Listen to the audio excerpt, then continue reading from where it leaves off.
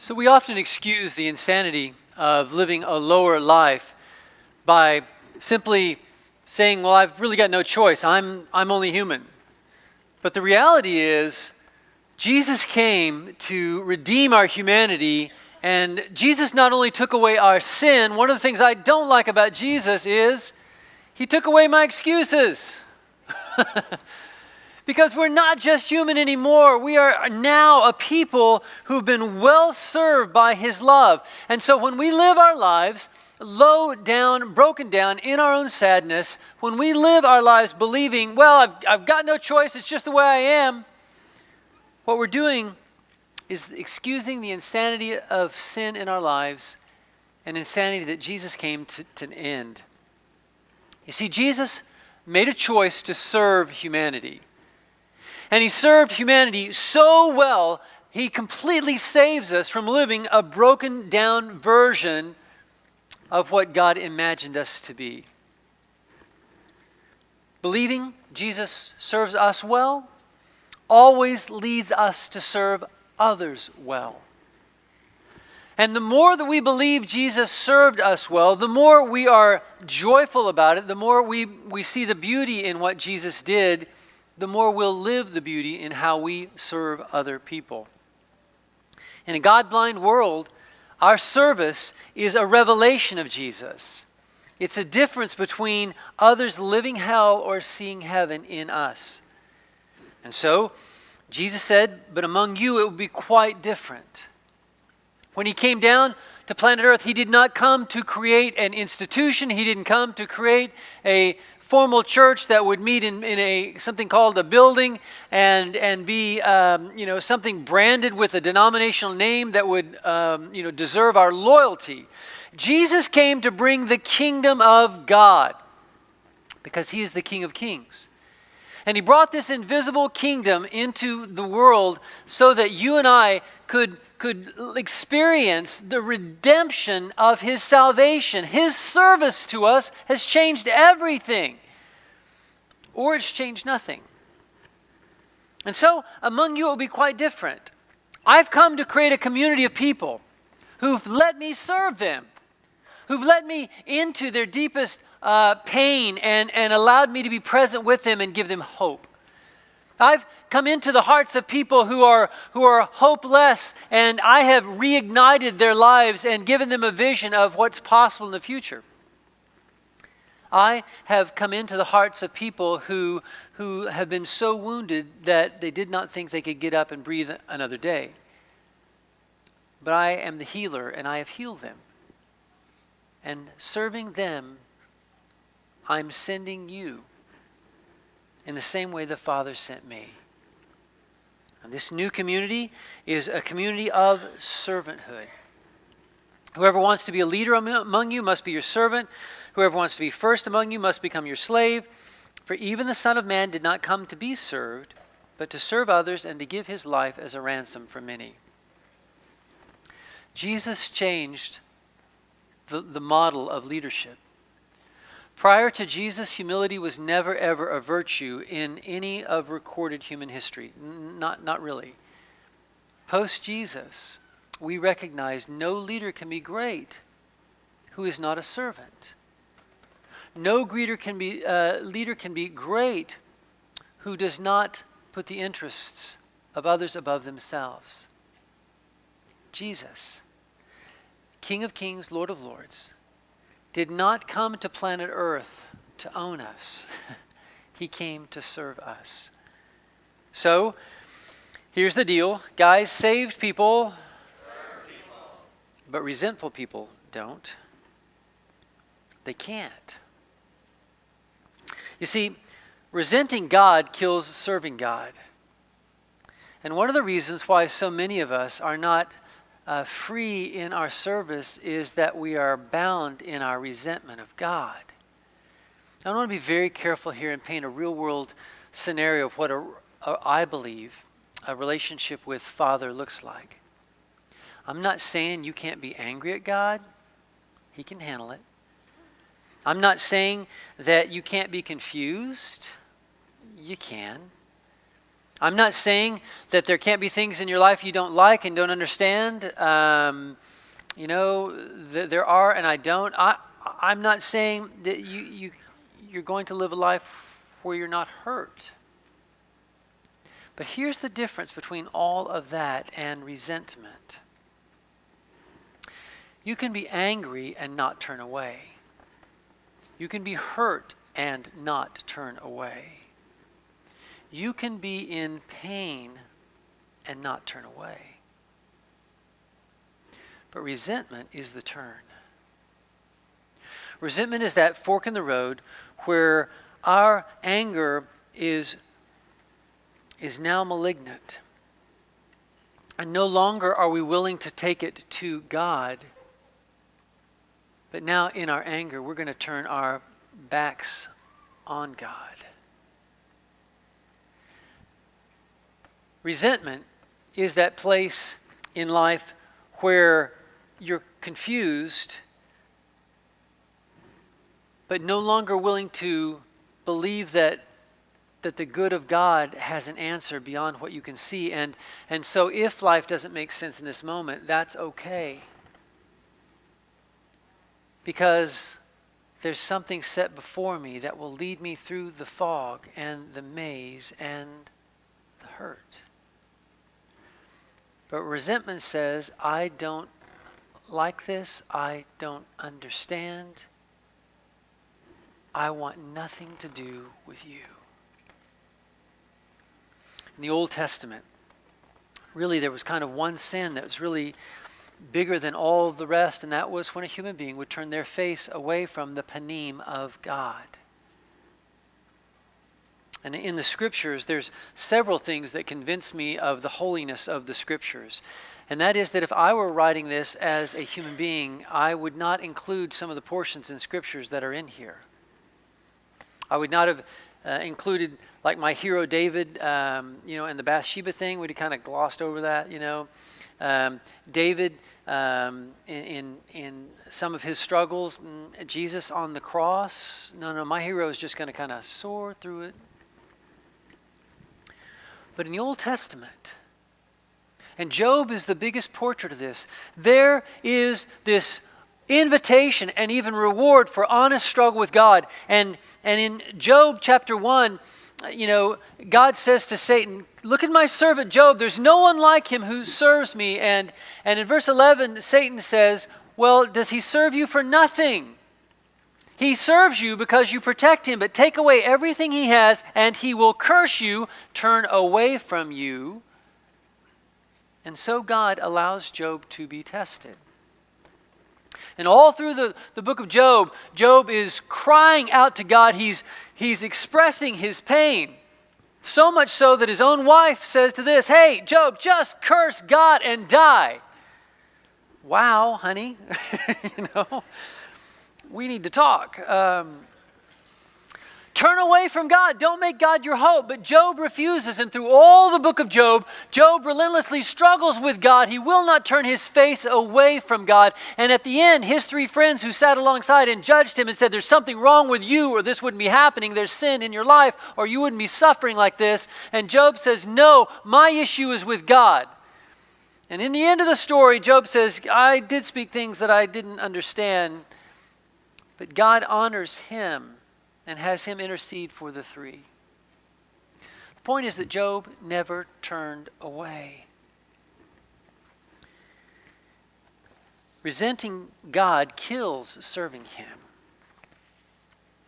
And if you want to know perhaps why the reason some of us here aren't eager to serve God is because we are weighed down, overcome. We are dead in resentment. And the moment any of our pain on our path, the moment any of our need to understand becomes bigger than our willingness to trust, the moment that our confusion becomes so great that we won't trust a God beyond the fog and above the storm, and we turn away in resentment, we've turned our face away from the God of light into the abyss of an infinite darkness. You see, saved people serve people, but resentful people don't. Resentful people can't. Guys, some of us here are bound up. We are locked up in a prison of our own making. There is a sorrow and a sadness and an anger and a rejection of God that is deadening us. And we may still have some of the patina of religion on the outside of us, but even to maintain that when you're resenting God, it's kind of like holding a brick at arm's length. You can for a while, but it will wear you out and take you down. In the movie The Shack, in the book, there's a man named Mackenzie whose daughter, young, beautiful little girl, was murdered by a pedophile, a serial killer. And they're camping, and one of their children falls into the water in the lake, and so they're focused on the rescue. And in the time that they're running out to save one child, another child is taken. Mackenzie's whole life is consumed now by what they call the great sadness, the sorrow, the anger, and the resentment of God. So I want to take a look, and I want you to just to watch. If you're on live, just watch The Shack. You'll see. and in the scene, God is portrayed as a woman. And here's what I want to say about that. Don't get your T-shirt in a twist here, because it's okay. All right. Some of y'all going, what? Just calm down. Just calm down, and take a look. Part of our controlling God and managing God and limiting God is not owning the truths that are in our lives, the truth of our sin and the truth of our relationship. And the truth, if we would only face it, that would free so many of us, is that we are in prison, a prison of resentment towards God. Again, I want to draw a real clear distinction between being angry and expressing that with God, between being confused and crying out to God, between being in tears and lifting them up to God. Because when you choose to turn your face to God, God captures every tear, every prayer, the book of Revelation says, is kept in a golden bowl. It is the incense of God. But when we choose to turn away, we are turning away from love and from light.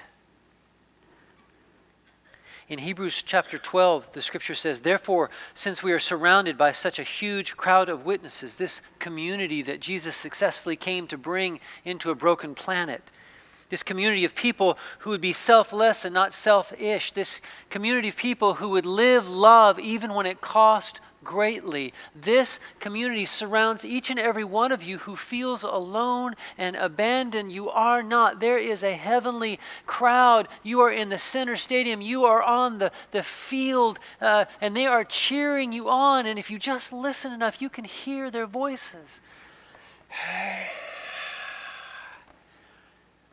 Just encouraging you to keep in the race. So, because this is our reality, let us strip off every weight that slows us down, especially the sin that so easily trips us up. And let us run with endurance the race that God has set before us. God has called you to be a profound and beautiful difference in a dark and lightless and angry world. Before the foundation of the world, God created you on purpose. He chose the century of your birth. He chose the pigment of your skin. None of this was your choice. You could have easily have been born in the 9th century or the 18th century, the opposite sex. But God created you from His heart and imagination, and He purposed you. He gave you a saving purpose, a serving purpose on planet Earth. This is the race that God has set before us. Other translations says marked out for us. In Matthew 5:14, the Savior who said, I am the light of the world. In other words, there is no other light in this world. Every other light we turn to is a false light. In the Old Testament, the besetting sin of Israel that led to their destruction was called idolatry. And it was this reflexive turn to depend upon something not God. Nationally, it was a matter of turning to Egypt instead of getting on our knees when there was danger. Hey, let's make an alliance, and instead of just trusting God, let's do this on our own. It came down to personally where people would carve idols and put them in their little alcove in their homes. But the point was that every God substitute that Israel created was out of resentment and was a turning from light to dark. Jesus said, I am the light in this world. There is no God substitute for me. Success will not be a substitute. Intimacy will not be a substitute. Nothing you can manufacture with your own flesh hands will ever substitute for me. And so, I am the light. And now you who believe in me, you are also the light of the world. God has a serving path marked out for you. Do you understand that? You are free if you want to live a life of self-creation. You are free if you want to be your own God. But just understand that if you think you can choose that path and be your own God and then somehow manipulate and in your own little imaginary world, you're bringing God along for your ride. You're not. You're just deceived. It's you on your own if you're in charge. But if you live a given life, if you give up that life, then Jesus gives you all of his life. He served you beautifully and well, and he has marked out a serving path for you. There are things for you to do on planet Earth that no one else can do. There are ways for you to walk with the feet of Jesus to places nobody else can go. There are people to touch with your hands that Jesus will fill like a glove, and he will touch people's lives. And from eternity past, God has planned a carefully, beautifully executed plan that requires you to say yes. He's marked out a serving path for you, every one of you. And I don't believe there are any greater and lesser serving paths. I really don't believe that. I think some are more visible than others. But in this era of Christian celebrity, I do not believe that in the kingdom that my serving path is any more eternally significant than that of a 7-year-old child's. I don't. And your serving path is a saving path. We need to recommit to that path 1,000 times until the beginning of all things. This is about letting us strip off every weight that slows us down and the sin that so easily trips us, and run with endurance the serving path that God has marked out for us. The reality is that sin beneath so many sins is resenting God and resenting the pain of our path. And for all the other sins that we commit, I believe there is a sin over them or under them that is the soil in which these other sins grows. We're angry at God and we're going to turn our face away from him. Why would we turn to a false intimacy of a broken sexuality? Because we don't think we can find joy in God. Why would we medicate and smoke ourselves away or inject or any other thing, drink ourselves into oblivion? Why would we try to answer the pain on our own? Because we don't think God can. And we're mad at him because he hasn't. And the pain of our path can sometimes get so overwhelming that there's just no way we can reconcile how God could love us with how I could be in this pain. But the answer is Jesus. And verse 2 says, looking to Jesus. That's how it all comes together. And the sin of resenting God and the pain of our path is a sin that you and I can confess and get rid of and throw it away and recognize, God, I didn't even recognize how resentful I am of you. I am sorry. You have served me well. I will lay my selfishness down, my anger down, and Father, I will look to you, and if there's to be a struggle, then I'm going to struggle to your face. Quick pause for some of you who talk behind people's backs. Stop it. All right, we good? Speak to people's face. That's the way healthy people do. That's what healthy relationship is. And I promise you, if you will just take your pain, take your heartache, take the woundedness of your past to the Lord and look him in the face with it, walk into his presence, I promise you, you will be changed. There's two kinds of pain that we resent God for. There's the pain that we cause ourselves through the insanity of sin. We reject God out of resentment. We do stuff that brings pain in our lives. And then Scripture says this. It's funny, human beings really haven't changed much for thousands of years. In Proverbs 19:3, the Scripture says that a man's own folly ruins his life, and yet his heart rages against God. What? We do stupid stuff that God told us not to do, and then we turn around and blame God for the consequences.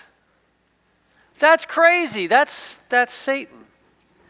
So let's put aside just for a moment the pain that you caused yourself. But I just want to say that Jesus has served you so well and so beautifully that even all the pain that you and I have caused ourselves, he is happy to redeem.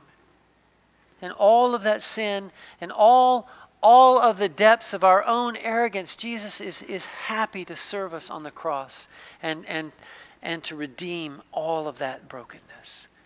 But now let's get to the stuff that we didn't cause ourselves. How you were sexually abused as a child. The alcoholic parents, like in my case. The car accident you had nothing to do with, but now you're hurting from. The cancer that you didn't choose and never imagined for yourself, but now your future has changed. The person who cheated you and stole from you, the injustice you suffered at work, the promotion that you got passed over, you didn't have anything to do with those things, and yet, how do you put that all together? Guys, we need to repent of our resentment and return to serving Jesus. Hebrews 12:2 says we do this by keeping our eyes on Jesus. And guys, I want to suggest to you that putting your eyes on Jesus is not just something that is shallow. It is something so deep that we can't possibly imagine what it even looks like. It is a soul-deep repentance of judging God. That everything in our life changes from resentment to a surrender to love. The love of a cross. In this scene we're about to see, Mackenzie is taken to judgment. And it's a really serious scene. As serious as your decision today of whether to hang on to your religious resentment or to surrender to the joy of how beautifully well Jesus has served you and to the joy of serving him as well. The Son of Man did not come to be served, but to serve and to give his life as a ransom for many. He would rather die. He would rather go to hell, which he did and took the keys, than to lose one of his children who wanted to be with him. We do this by keeping our eyes on Jesus, the champion who initiates and perfects our faith. Because of the joy awaiting him, he endured the cross, disregarding its shame, and now he is seated in the place of honor beside God's throne. Think of all the hostility he endured from sinful people, then you won't become weary and give up. After all, you have not given up your lives in your struggle against sin. I just want to suggest that there are a great many of us here who are unable to live lives of joyful service because our resentment has kept us from believing that we've been joyfully served. And our pain has kept the message of Jesus at a smaller level than life. We have religious knowledge, but no real encounter with the presence of love in the face of Jesus. And confronted with a world that is bigger than the God we have discovered so far, confronted with a pain that is deeper than the love that we have heard whispers of in Scripture, we are overwhelmed by the bigness of the bad and the hopelessness of the dark, and we back off from God, and we distance ourselves from the reality of the good news of the gospel of Jesus Christ. And we turn away. Would you today be willing to lay down your resentment of God? The Bible calls this repentance. It means to return. It means to re-engage. And none of this, I'm not worthy, crud. This is nothing to do with your worth. It has to do with the infinite scope of God's limitless love. And so we turn and we face God, and through faith we begin to see that all of our life has been answered in the face of Jesus. And looking to Jesus becomes for us not some shallow religious Sunday school, Band-Aid over a bullet hole. Looking to Jesus for us becomes dawn. Looking to Jesus for us becomes new birth. Looking to Jesus for us becomes a way joyfully past the pain.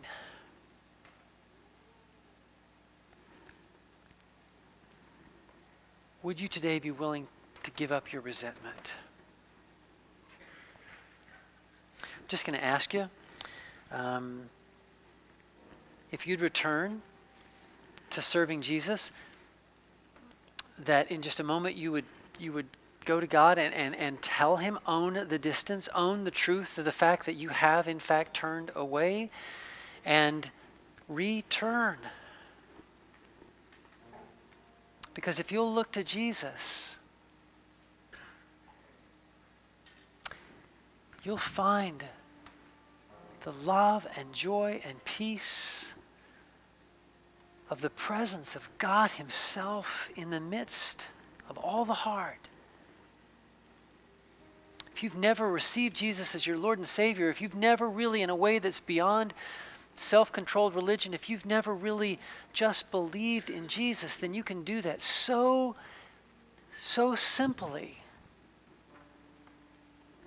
by just opening your life and inviting Jesus in. There's right there on the back is a way to become a follower of Jesus.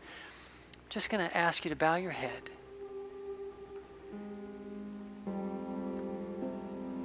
And do a resentment check by first doing a serving check. And let the joy of your serving be the speedometer of the measure of your resentment.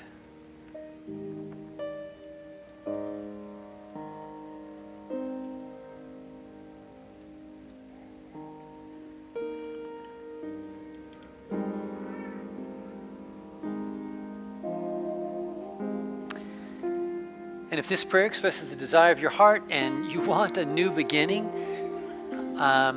then just pray silently after me as I pray aloud.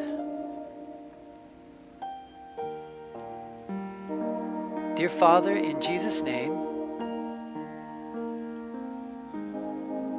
I ask your forgiveness.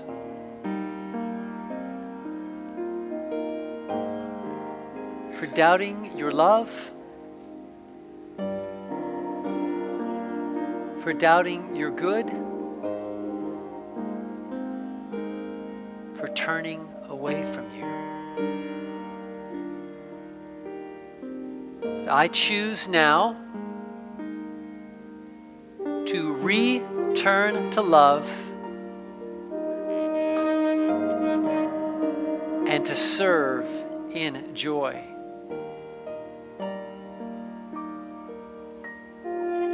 Jesus, having my heart, you have my service. And all God's people said, amen. And as a practical step, I'm going to ask you one more time, trying to find ways to put feet on faith. Go to severnrunner.info and sign up and run the race God has marked out for you. And I promise you, I promise you that the joy of God's love will fill your heart, and through your service is going to joyfully touch and impact for all of eternity the lives of untold people. You have a race to run that will impact eternity in a way that will make the angels rejoice and the Father smile and say to you one day, "Well done, my good and faithful servant." Let's stand.